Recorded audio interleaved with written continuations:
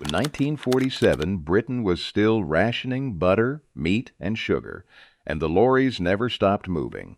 Coal out of the pits, steel off the docks, fish up from the coast before dawn. Someone had to feed the drivers at 4 in the morning, on roads with no service stations, nothing but a lay-by and a hand-painted board that said "Hot Food." A woman behind a hatch built breakfasts out of whatever the ration book allowed and whatever the abattoir threw away.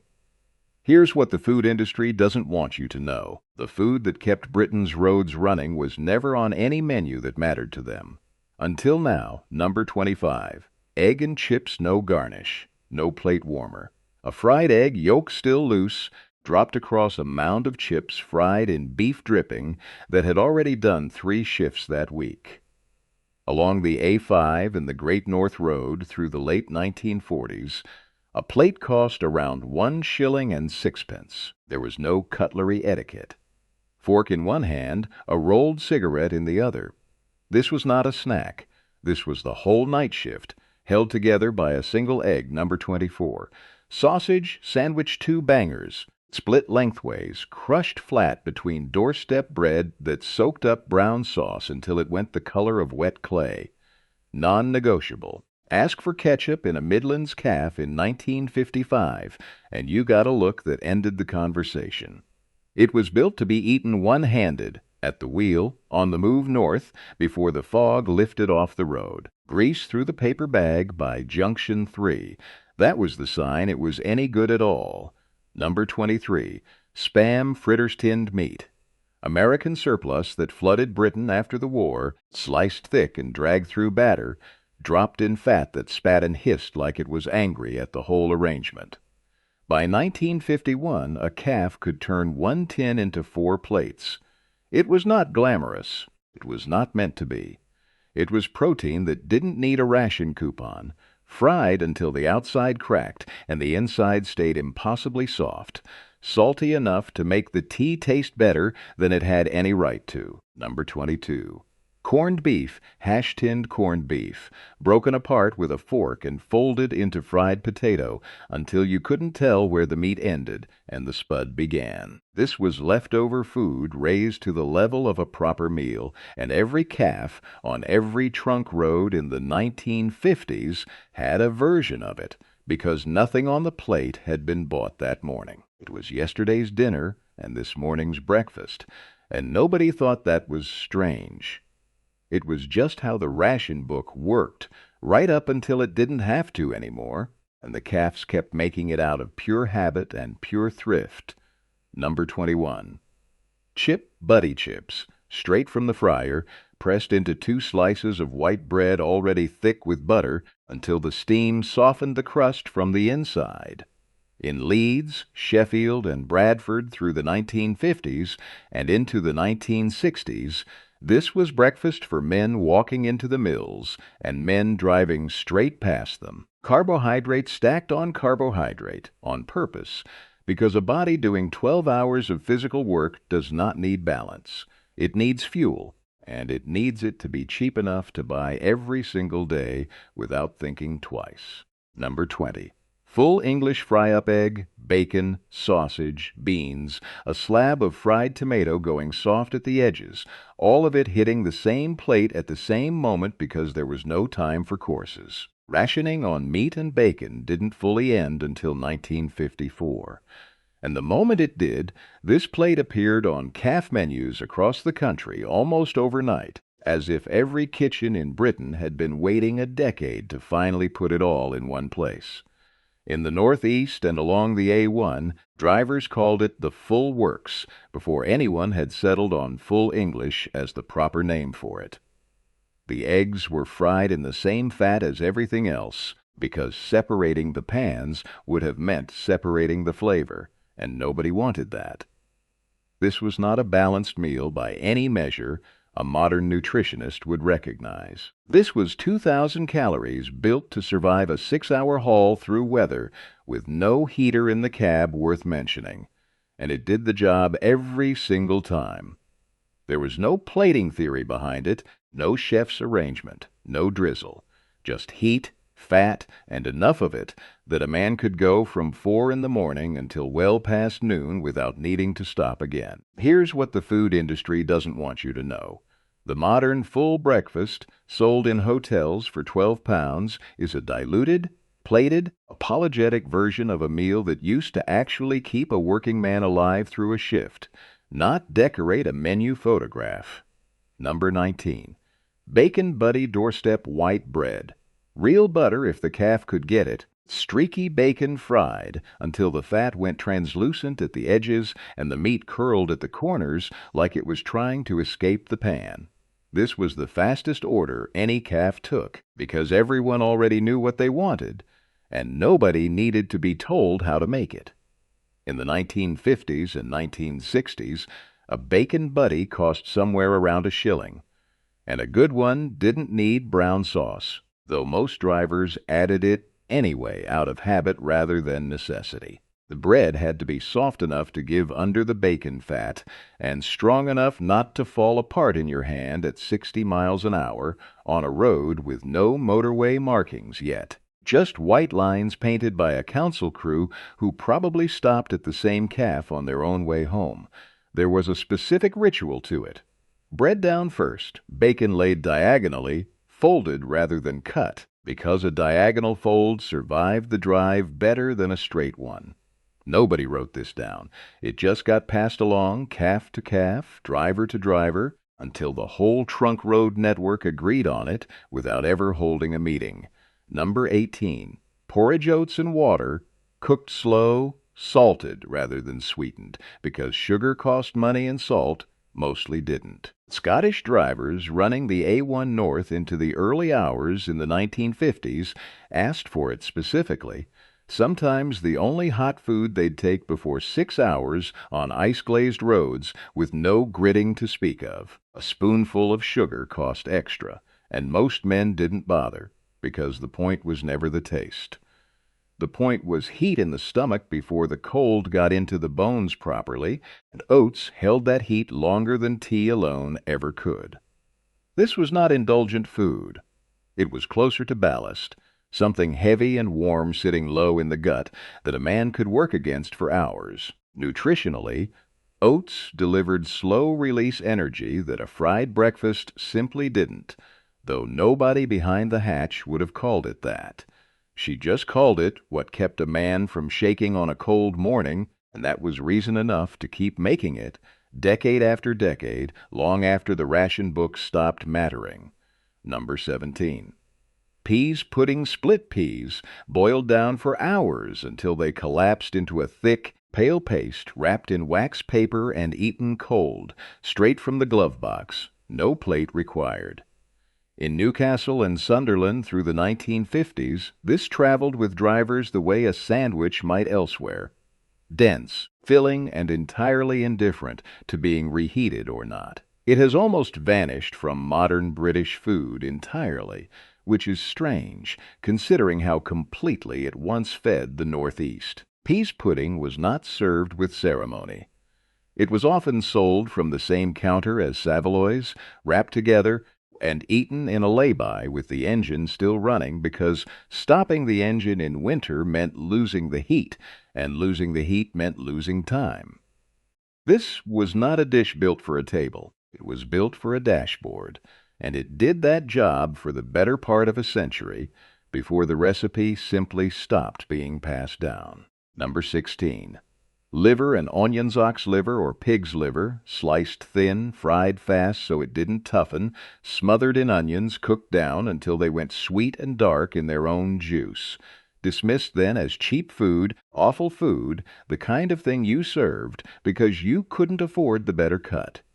Nobody in a 1950s calf kitchen was thinking about iron content. They were thinking about what was left over after the good cuts went to the butcher's paying customers, and liver was always what was left. They knew things about offal that we will spend the next 50 years trying to remember, because liver carries more usable iron per ounce than almost anything else that regularly ended up on a plate, and the drivers eating it at 4 in the morning, half asleep on the motorway before dawn, needed exactly that. Nobody called it a superfood. She just called it Tuesday's dinner, made twice, because it was cheap enough to buy twice a week without blinking. Here's the part they leave out of the history of the British motorway. When the Ministry of Transport began handing out exclusive catering contracts along the new motorway network in the early 1960s, it wasn't opening the roads to competition. It was closing them. Trust House Forte secured motorway service concessions and built a captive audience with nowhere else to stop, while Little Chef, founded in 1958, expanded along the trunk roads that fed into them, offering a uniform plate at a uniform price with a car park built for it. The lay-by Caffs had no contract, no motorway signage, and no legal way to compete for the traffic that used to be theirs by default. They didn't lose their customers. Their customers were routed around them. That is not progress. That is a generation of small, independent kitchens, most of them run by women nobody bothered to name in the official record, priced out of their own trade by policy written in an office none of them were ever invited into. Number 15. Black pudding blood, oats, and fat, packed into a casing and sliced into discs that fried up dark and slightly crisp at the edge, soft and almost custard-like in the center. Made in Bury Market in Lancashire and across Yorkshire through the entire century, sold by weight, cheap enough that no driver thought twice about ordering 2 slices instead of 1. This was not offal in the squeamish sense. This was a dish built entirely from the parts of the animal a modern supermarket throws away before you ever see the cut. Today it's called boudin noir, plated with a single seared scallop and a smear of something, sold in a gastropub for £14 as if the idea were new. It was never new. It was breakfast at a fraction of the price, decades before anyone thought to put it on a tasting menu. That is not progress. That is a working man's food, laundered through a French name and a higher bill, sold back to people who never lost the taste for it in the first place. Number 14.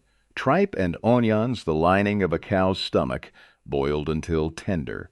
Then simmered again in milk and onions until it softened into something closer to a stew than a meat dish. In the mill towns of Lancashire, Oldham, Bolton, Manchester, tripe was sold from dedicated tripe shops well into the 1950s, a trade of its own, separate from the ordinary butcher. It has nearly vanished now, a dish so far outside modern taste that most people under 60 have never once eaten it, and most under 40 have never heard the word used correctly. It required patience the modern kitchen doesn't budget for, hours of slow cooking, careful cleaning, a texture that had to be coaxed rather than forced. Nobody serving it at 4 in the morning to a driver heading for the docks thought of it as difficult. She just called it dinner from last night. Warmed through, because nothing in that kitchen was ever thrown away on principle, and tripe was simply what the cow gave that a supermarket today doesn't even bother stocking. Number 13. Faggots and peas minced offal, liver, heart, and fatty trimmings, bound with breadcrumbs and rolled into rough balls, baked in a rich gravy, and served over mushy peas gone thick and sweet from slow simmering.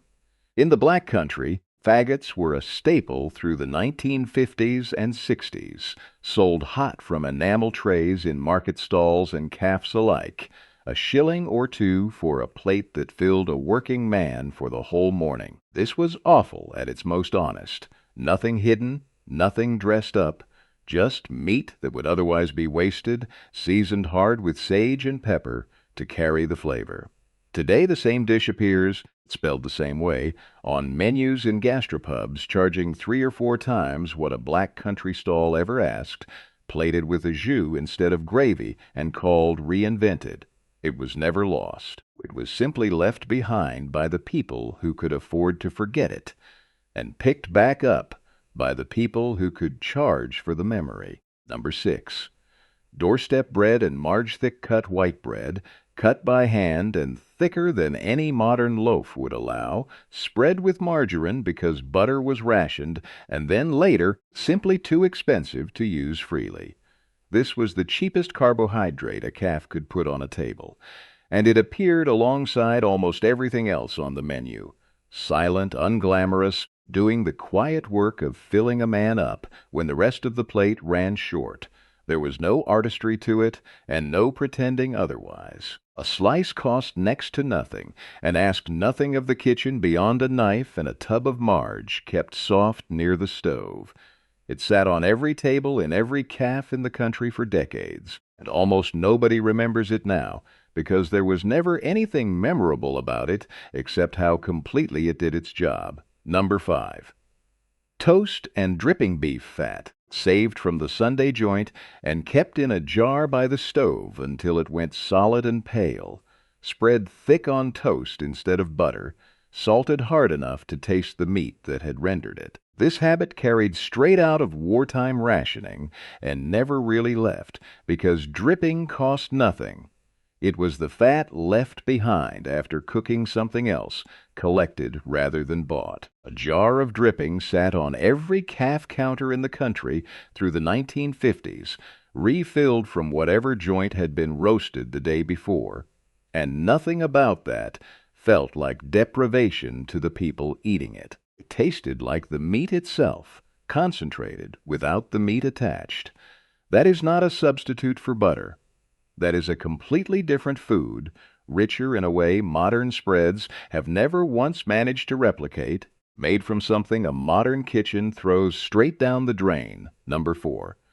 Pork scratchings pig skin, fried twice, once to render the fat, once more to blister it hard and crisp, sold in paper bags for pence, salted heavy enough to sting the back of the throat.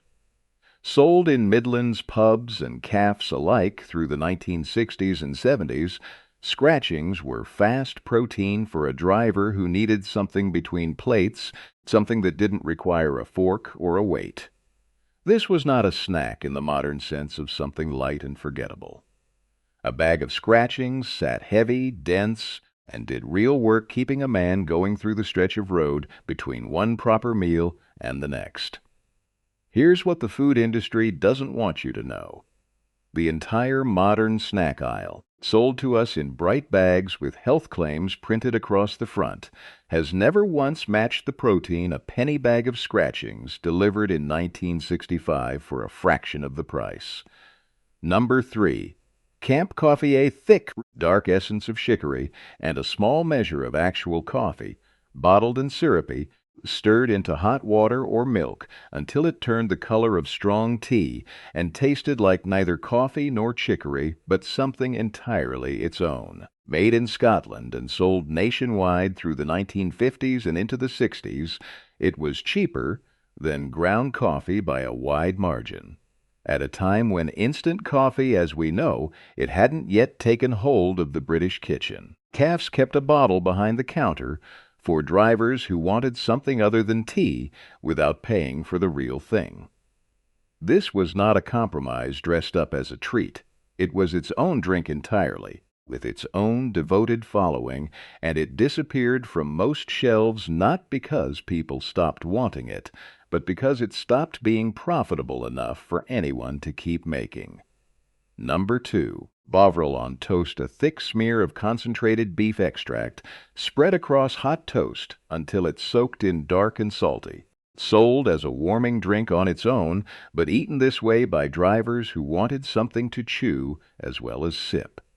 Through the 1950s and into the 70s, a mug of Bovril and a slice of toast, spread with the same jar, was cheap enough to order without thinking, and warming enough to matter on a night shift with no proper heater in the cab. This was not a health drink, and nobody pretended it was. It was salt, savor, and heat, delivered in the fastest possible form to a man who had 5 minutes and a cold engine waiting outside. They knew things about a 5-minute meal that we will spend the next 50 years trying to remember.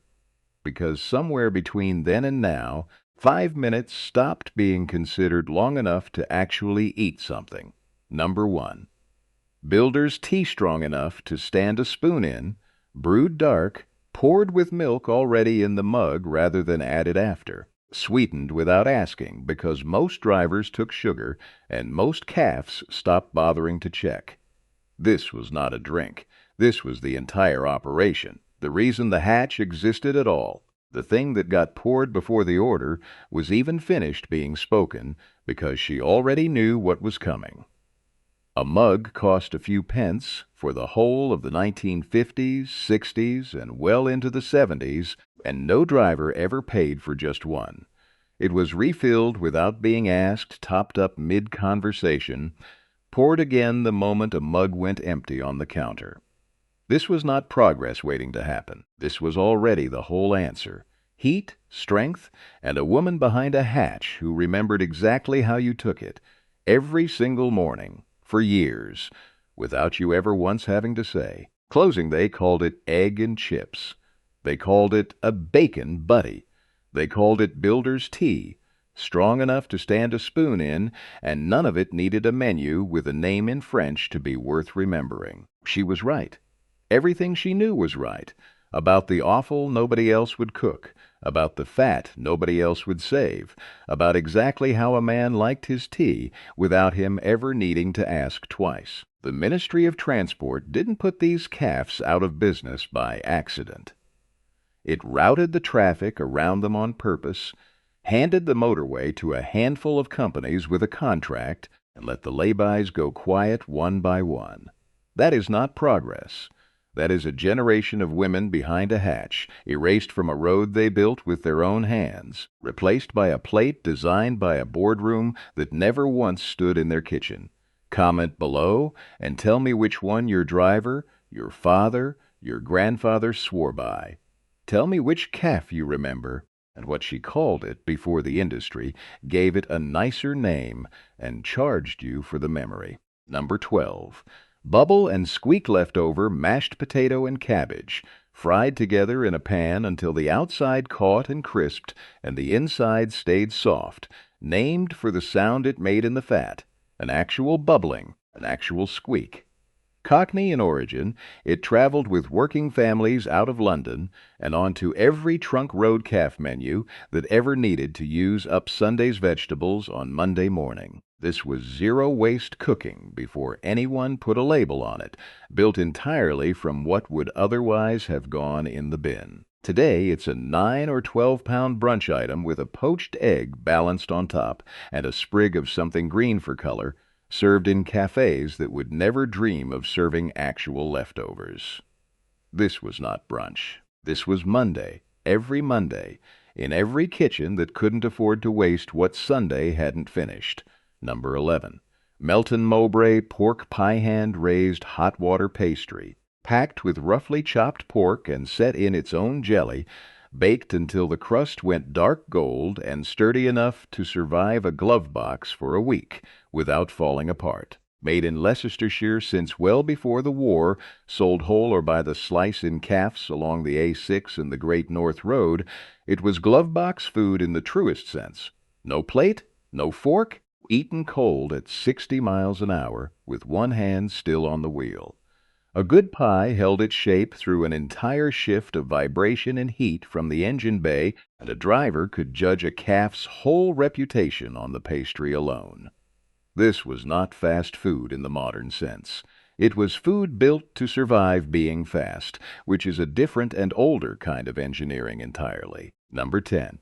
Cornish pasty beef, potato, swede, and onion folded into a thick pastry crimped by hand along one edge, originally built for miners to hold by the crimp with dirty hands and eat the rest, discarding the crust their fingers had touched.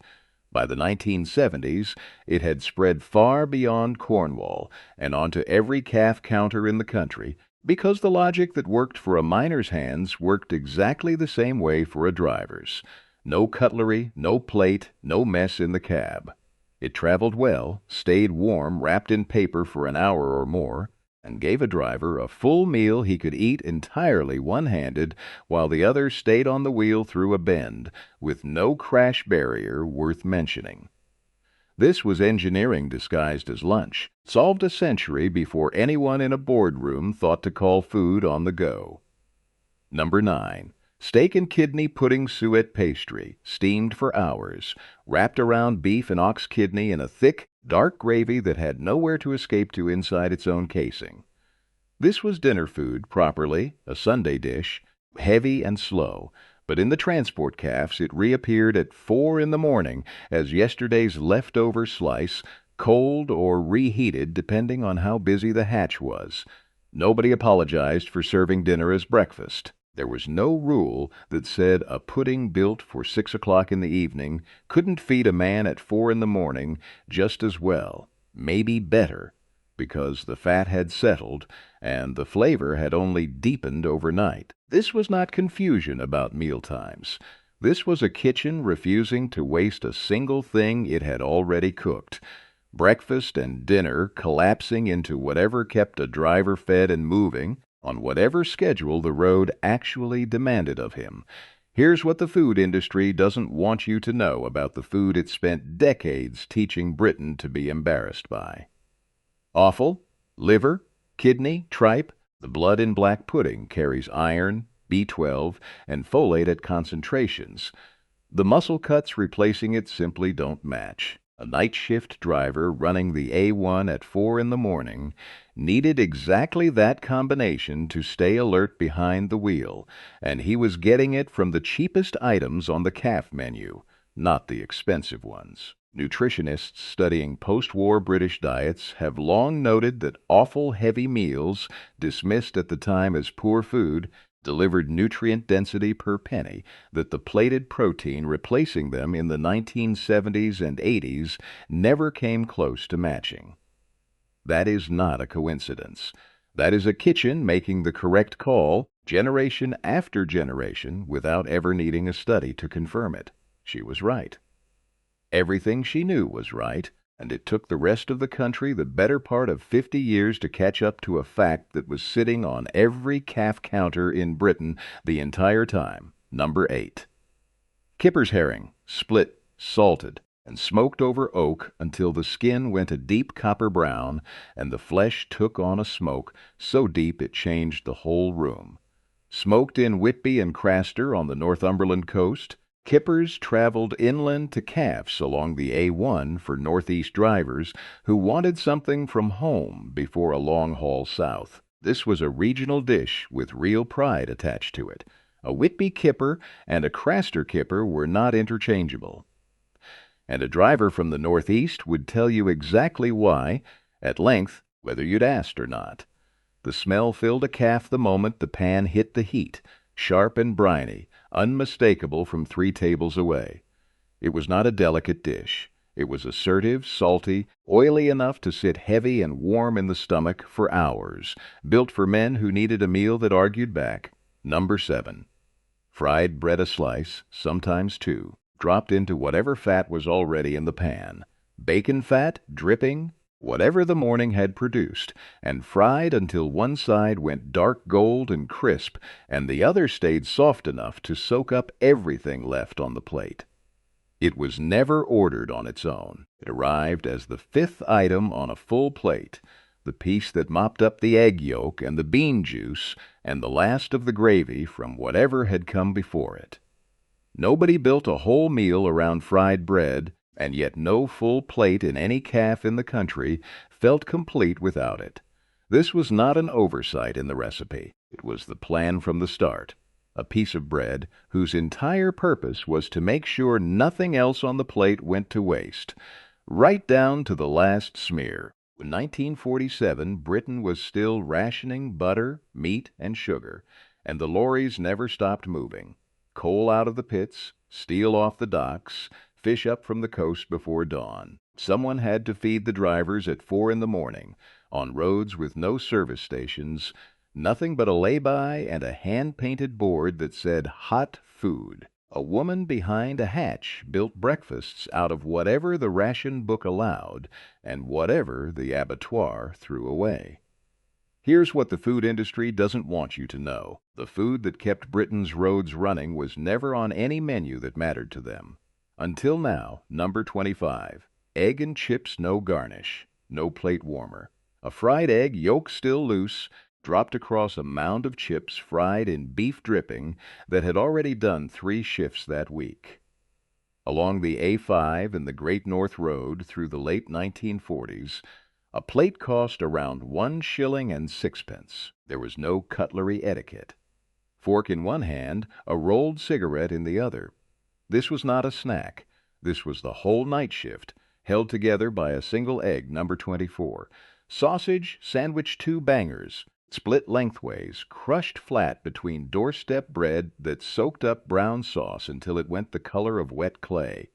Non-negotiable. Ask for ketchup in a Midlands Caff in 1955, and you got a look that ended the conversation. It was built to be eaten one-handed, at the wheel, on the move north, before the fog lifted off the road. Grease through the paper bag by Junction 3. That was the sign it was any good at all. Number 23. Spam fritters tinned meat. American surplus that flooded Britain after the war, sliced thick and dragged through batter, dropped in fat that spat and hissed like it was angry at the whole arrangement. By 1951, a calf could turn 1 tin into 4 plates. It was not glamorous. It was not meant to be. It was protein that didn't need a ration coupon, fried until the outside cracked and the inside stayed impossibly soft, salty enough to make the tea taste better than it had any right to. Number 22. Corned beef, hash-tinned corned beef, broken apart with a fork and folded into fried potato until you couldn't tell where the meat ended and the spud began. This was leftover food raised to the level of a proper meal, and every calf on every trunk road in the 1950s had a version of it, because nothing on the plate had been bought that morning. It was yesterday's dinner and this morning's breakfast, and nobody thought that was strange. It was just how the ration book worked, right up until it didn't have to anymore, and the Caffs kept making it out of pure habit and pure thrift. Number 21. Chip Buddy chips, straight from the fryer, pressed into 2 slices of white bread already thick with butter until the steam